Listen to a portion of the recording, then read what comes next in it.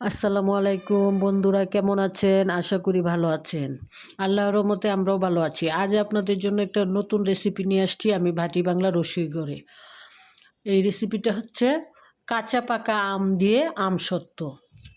তো কাঁচা আমগুলা একটু ঘরে ২-১ দিন রাখলে একটু পেকে যায়, পাকা পাকা ভাব হয়ে যায়। তো এইগুলা দিয়ে আমসত্ত্ব বানালে খুব সুন্দর হয় কালারটা।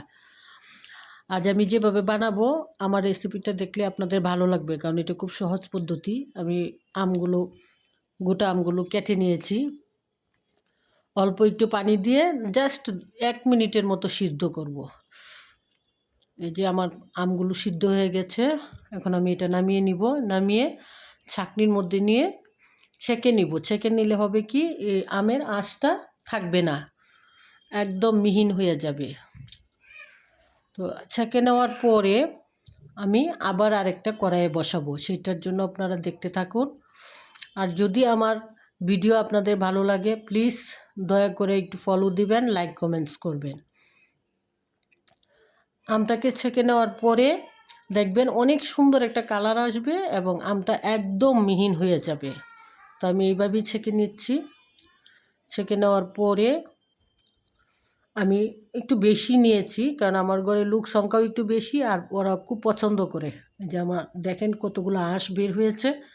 তো এইগুলো বের হয়ে যাওয়ার পরে দেখবেন যে কালারটা অনেক সুন্দর আসছে এবং পরিষ্কার দেখা যাবে।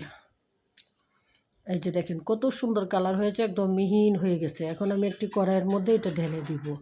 ঢেলে দিয়ে আমি এখানে চিনি দিব।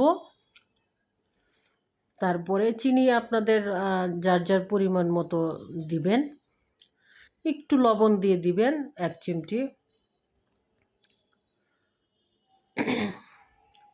এবং এখানে অবশ্যই শুকনা মরিচটা আগে থেকে ভেজে রাখবেন। তেল ছাড়া ভেজে রেখে ওই শুকনা মরিচের গুঁড়া করে গুঁড়াটা দিয়ে দিবেন। তো আমি আমার বাসায় একটু মিষ্টিটা বেশি পছন্দ করে, তাই আমি একটু চিনির পরিমাণটা বেশি দিয়েছি। আপনারা যে যার মতো করে পছন্দসই দিয়ে দিবেন।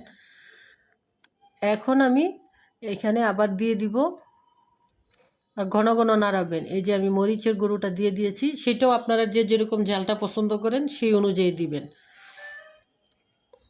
এখন দিয়েছি আমি এখানে ২ ফালি লেবুর রস।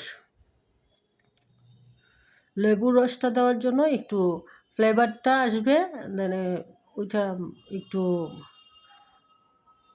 টক টক ভাব থাকবে একটা, সেটা ভালো লাগে। লেবুর ফ্লেভারটাই বেশি ভালো লাগে। তো সেখানে আমি একটু ফুড কালার দিয়েছি, যেহেতু এটা কাঁচা পাকা আম। তো এখানে একটু ফুড কালার দিলে কালারটা একটু সুন্দর আসবে। পাকা আমের একদম পাকা আমের যে মানে কালার আসে সেটাই চলে আসবে। যে দেখেন আমার কত সুন্দর কালার আসছে। এবং যখন দেখবেন যে মানে একটু ঘন হয়ে গেছে, ঠিক তখনই নামিয়ে নেবেন। নামিয়ে আপনারা যে যেরকমভাবে, কেউ পাতলা, কেউ একটু মোটা করে, কেউ একটু মানে যে যেরকম করে দেন। আমি একটু পাতলা করে দিয়েছি। আপনারা ২ দিন রোদ্রে শুকাবেন। অবশ্যই নিচে একটু সরিষার তেল মেখে নেবেন,